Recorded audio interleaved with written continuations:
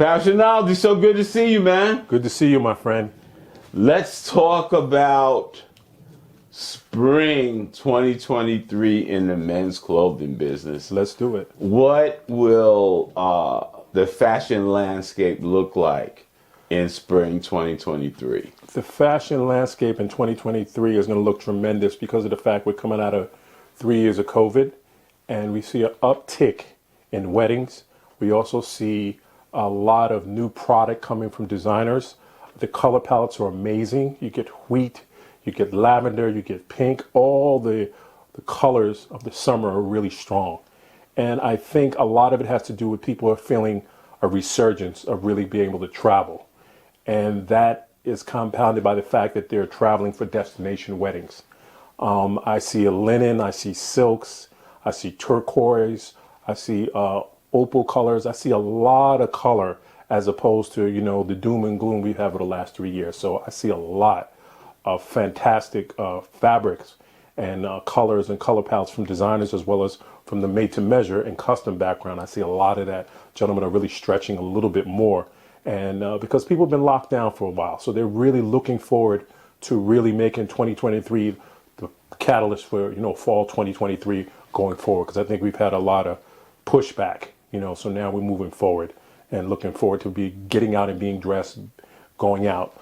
As a matter of fact, to give you a little tidbit, I was able actually to wardrobe a gentleman who is the director of a short film documentary. He was nominated for an Oscar, and the name of the film is At a Stranger's Gate, and is directed by Josh Softel, and he's a director, short films, and he's nominated for an Oscar. I was able to wardrobe him for a tuxedo, which I told him, you wear this tuxedo, you are absolutely going to win an Oscar. Trust me. He laughed, and his wife laughed. I said, you're winning an Oscar. The only thing I ask from you is give me a nice shout out when you get your Oscar, and you got the tuxedo that I wardrobed you in. I said, I wish you well, my friend. So now you segued into a topic I want to get into, and that is the fact that you are with a very, very important national brand as a clothing professional. Yes. And you were working outside of Manhattan, right? In an area south of New York right. City. Mm-hmm. But now you're in New York City. You're in Midtown Manhattan now, and working that Midtown trade. Right. And as a result, you get the opportunity to see people like that. Correct. And that becomes your customer base. Correct. And tell me the difference between servicing a customer like that, the one that you just described, and servicing a more of a suburban-like customer who may have the resources and the wherewithal to buy some of the garments that you offer. Talk about the differences in the two different the clienteles. Well, I think the difference is in a suburban client, I think there's not much of a difference in my opinion. I think it's more just about what they're looking for. I think the disposable income to be able to put them in designer product, puts them in a position where they can purchase whatever they want. Working in the more suburban market just will give me more access to, I guess, more affluent people who are family oriented. And so when typically, meeting with them is different. It's usually a scheduled appointment, and they know specifically what they're looking for. And basically, it's a maximizing the time. Yeah. So whether it's a wedding, a new job, just refreshing a wardrobe, a weight increase or decrease, excuse me, they're looking to really revamp the entire wardrobe. And the beauty about that is that it's very concentrated. Where you work in a Manhattan location, when you work in Manhattan, you deal with sometimes a more savvy customer who's more fashion oriented, and they're looking for the brands and designers and things of that nature. So I don't see a difference. What I see is a need, and I see the difference in terms of suburban and a more Manhattanite person looking for more fashion. The other person just looking sometimes for more practical, but then some fashion.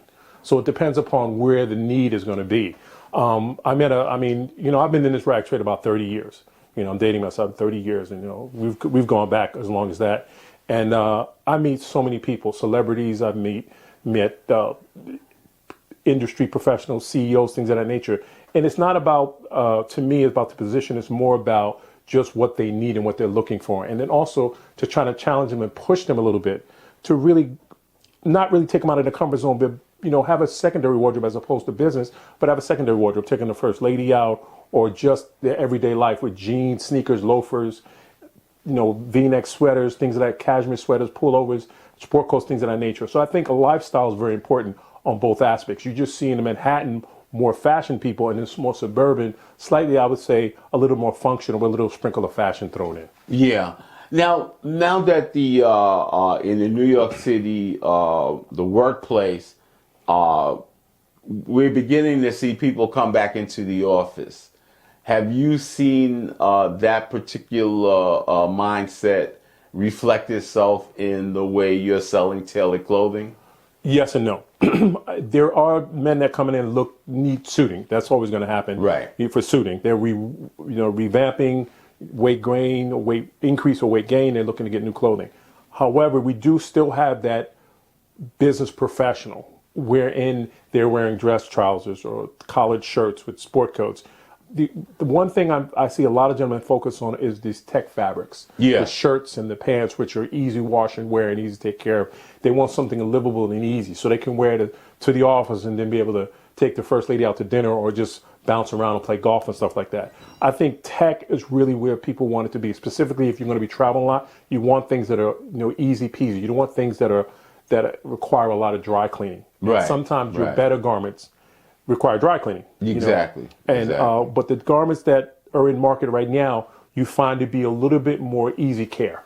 So easy care shirts, easy care trousers, sweaters, things of that nature. Just wash and wear, and you're good to go. You don't have to put a lot of fuss and muss and drop it off the dry cleaning, pick it up to dry cleaning, all that kind of stuff. It's more easier, and I think a lot of people are gravitating more toward that. But they still have a mixture of the better tailored clothing and designer brand if they want that as well. Yeah. So now, what's your wardrobe looking like these days? Well, as you can see, I'm wearing a pair of, Super 150s trousers, trim fit. I'm wearing a cashmere crew neck sweater, a custom-made ascot scarf by me and my boy Barry Jimenez. We put this together just before COVID or just after COVID. I have a houndstooth sport coat, which has a speckle of periwinkle blue in it, gray and navy. So my wardrobe kind of wear shirts and ties. I'm not wearing ties as much as I used to. I find that I have all these ties and I'm not wearing them. But I'm finding myself wearing more sport coats and pants, but I'm also wearing suits with shirts without a tie in it. A pair of loafers, a pair of ties with a nice pocket square. There's a difference between dress and well-dressed is a pocket square. Right. And maybe a little, accent of boot in there. So I feel like I just want to wear how I feel. So if I get up in the morning and I'm feeling kind of business oriented, I'll put on a nice suit with a nice shirt and tie, or without a tie, or put on a nice ascot, or I'll just slip into a nice pair of trousers, loafers, sport coat, and a nice knit, and I'm good to go for the day. So I think, the balance whereas we're not as structured and straight wearing, tailored clothing to work, shirts and tie. The environment has allowed us to be a little bit more lenient in that. Right. Because I'm more in the fashion field, I get to push the envelope a little. So for me, I try to reflect what the customer wants. So I try to ask questions that really envelop what he's looking to do with his wardrobe and what look he's trying to capture. So for me, it's more just playing the role, not really just trying to push, but just more listening and say, okay, let me introduce you to this. Let me introduce you to this.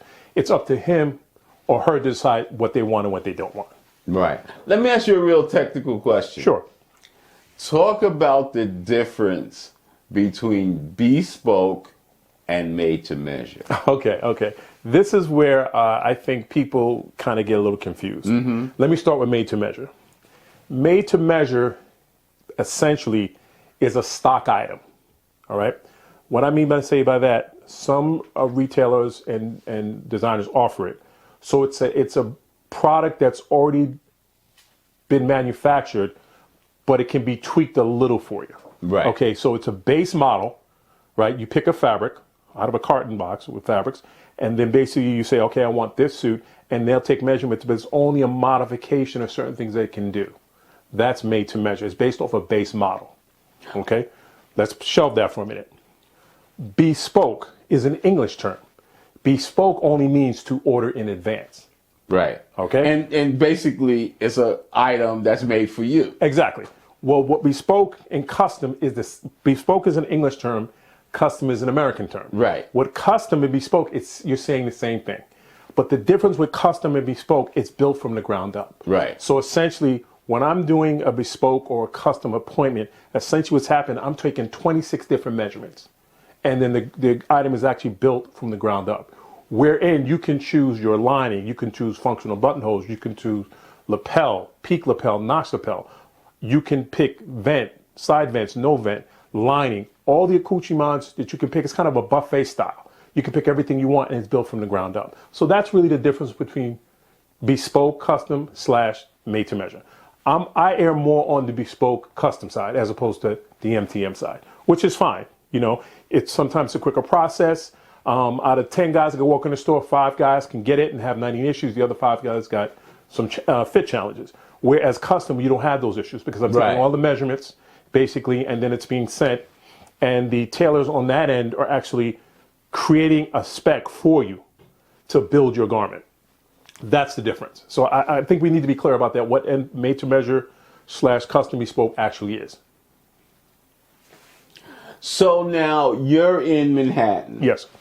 And talk about the fashion landscape that you've noticed going into summer 2023.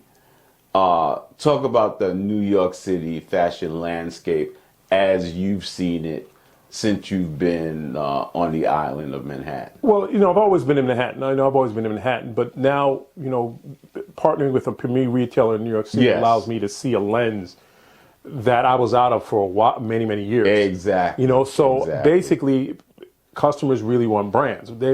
People have an affinity toward brands. So when you come in, they're asking for it. Right. So when you say brands, talk about some of the brands that some of the customers are asking. Canali, Armani, Ted Baker, Peter Millar, Hugo Boss.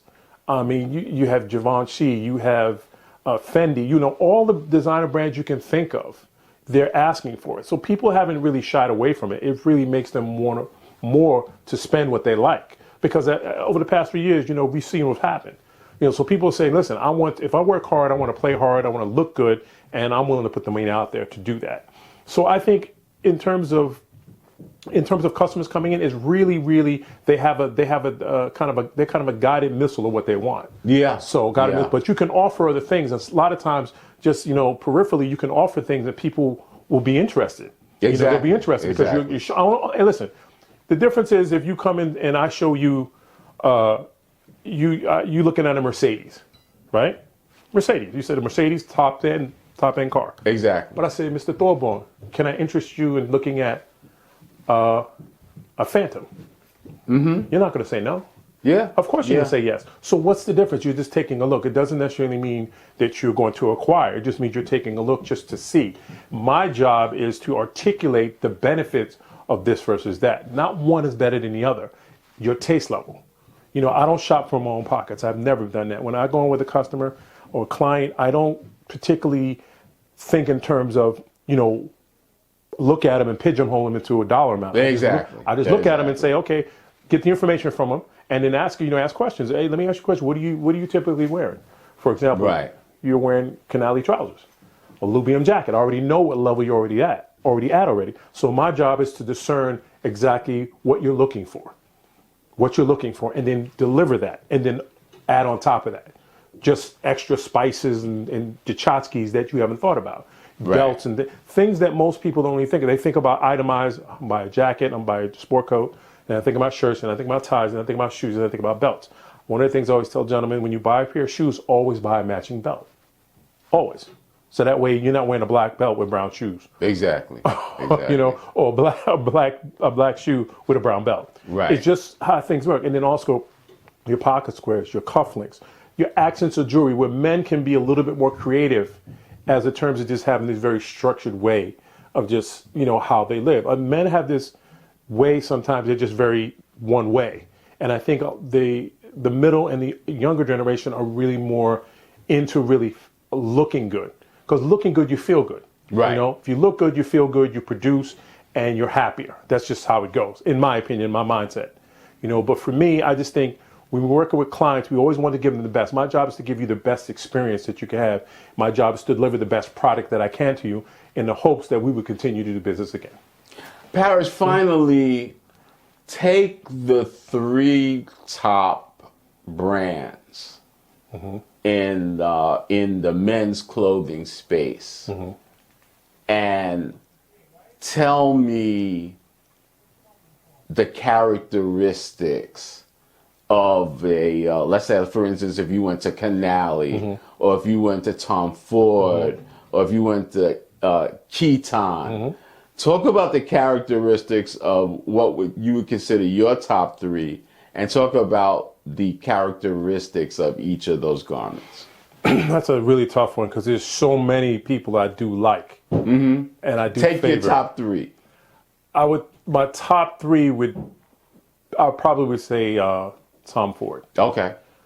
Tom Ford just has a taste level that if you've ever been to his boutique, or if you ever tried on his clothes, or if you purchased it, you just know what you're getting. It's a garment that the man he really, really puts a lot of thought into. And I think the one thing about clothing is that it's like he writes a love letter about clothing. Like when you put on his clothing, there's kind of a love letter that's saying to yourself that you love yourself and the garment loves you because the way it's tailored and put together. Right. I just love Tom Ford. Even his fragrance has a signature. There's something about his product that just keeps me right there. Yeah. Now that's my top tier, Tom Ford. The second I would say would be Zegna. Okay. Phenomenal product. Been around a very long time. The fabrics are phenomenal. But if you look at how they've evolved their business, they still do the tailored clothing, but now they're more focused, I would say, emphasis on more casual. Yeah. So if you look at their collections, and I won't give it away, go to their website and look at their collections, how they have this beautiful terracotta hoodie with a matching pair of suede sneakers. And it comes in chocolate and it's seafoam blue and gray and black and leather and suede. And it can customize to your specifics, which people don't know. See, that's the beauty about some of the designers. They do in-house product where you can get it off the rack and then you can get it customized. Right. And more of a couture. More of a couture look. Yeah. And like I said, to me, talking about it doesn't do it justice. You actually need to see it. The third, I would say, is Canali. Yes. I have a relationship with the Canali rep, Enrico Di Giovanni. He's a friend of mine. I worked with him when I was at Bergdorf for a period of time.